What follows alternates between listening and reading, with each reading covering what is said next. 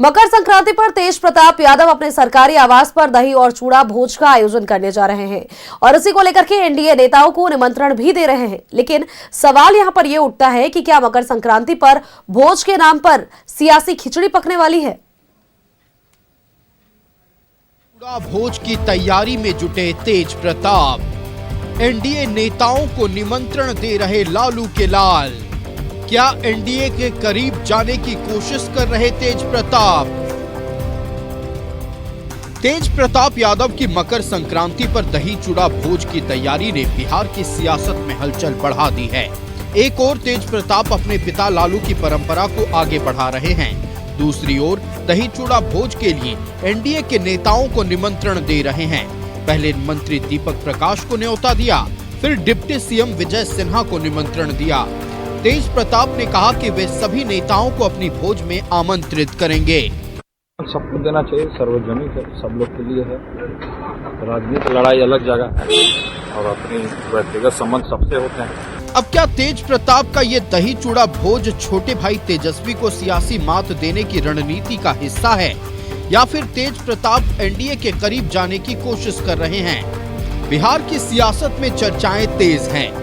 जदयू ने भी तेज प्रताप को तेजस्वी से बेहतर बताया है। वहीं बीजेपी पारिवारिक मामला बताकर साफ तौर पर कुछ भी बोलने से बच रही है। तेज प्रताप यादव शिक्षा के क्षेत्र में तेजस्वी से बड़ी लकीर खींचा है। तेजस्वी यादव 8वां 9वां है। तेजस्वी यादव क्रिकेट में फेल है, राजनीति में फेल है, नाम घोटाला के आरोपी हैं, सैलरी घोटाला के आरोपी हैं। तो स्वाभाविक रूप से मौका मिला है तेज प्रताप यादव, और कहा यह जाता है कि लालू जी का रूप आप में दिखाई पड़ता है। भागे नहीं मैदान से, लेकिन तेजस्वी तो भागे। तो तेजस्वी यादव जैसे व्यक्ति पर जनता का भरोसा टूट गया है, तो आपको ये मौका मिला, इस मौके का इस्तेमाल अपने निजी जीवन में भी करिए।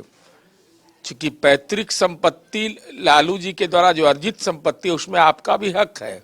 देखिए, सब पारिवारिक विवाद में ज्यादा हम लोग को बोलना नहीं चाहिए, लेकिन वो अपना राजनीतिक दल बनाए हैं। लोकतंत्र में सबको राजनीतिक दल बनाने का अधिकार है, अपनी बात रखने का अधिकार है, चुनाव लड़ने का अधिकार है। तो वो भी अपना कुछ सोच करके राजनीतिक दल बनाए होंगे, इसलिए पारिवारिक विवाद में ज्यादा बोलना। इधर कांग्रेस ने कहा है कि सामूहिक दही चूड़ा भोज को राजनीतिक नजरिए से नहीं देखा जाना चाहिए। और सामूहिक भोज भी करते हैं, तो सामूहिक भोज में कोई व्यक्ति अगर किन्हीं को आदरपूर्वक बुला रहे हैं तो मुझे नहीं लगता है इसमें किसी दलगत भावना को देखा जाए। चूँकि सामूहिक भोज से, चूड़ा दही के भोज से, नवरात्रा से, ईद से, बकरीद से अगर उसमें राजनीतिक लोग सम्मिलित होते हैं तो मैं ये कभी नहीं मानूंगा कि इसका राजनीतिकरण किया जाए। बिहार में मकर संक्रांति पर दही चूड़ा भोज सिर्फ एक पर्व नहीं बल्कि राजनीति का भी अहम मंच रहा है। लालू यादव ने सालों पहले इस परंपरा को एक सियासी आयोजन का रूप दिया था, जिसमें सत्ता और विपक्ष के बड़े चेहरे शिरकत करते थे। यह भोज केवल खान पान तक सीमित नहीं रहता था, बल्कि यहीं से कई राजनीतिक संकेत और समीकरण भी निकलते थे। खेल रहे अब आने वाले समय में ही सब कुछ स्पष्ट हो जाएगा कि आखिर तेज प्रताप यादव एनडीए का दरवाजा खटखटा रहे हैं या फिर वो दबाव की राजनीति का नया दाव पेच लगा रहे हैं। सहयोगी अखिलेश के साथ मैं रोहित, न्यूज़ 11 भारत।